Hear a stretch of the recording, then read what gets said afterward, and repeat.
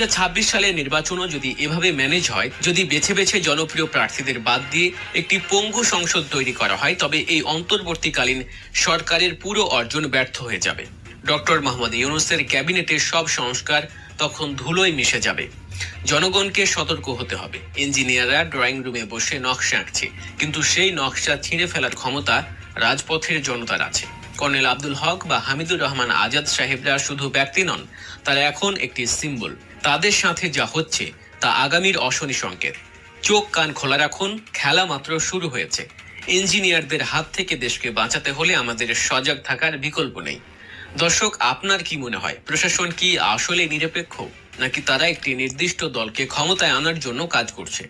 আপনার মতামত জানান কমেন্ট বক্সে। আর যাবার আগে মনে করিয়ে দিতে চাই, আপনি যদি এখনো গল্প নিউজ সাবস্ক্রাইব করে না থাকেন, তবে এখনই সাবস্ক্রাইব করুন এবং বেল আইকনটি বাজিয়ে দিন।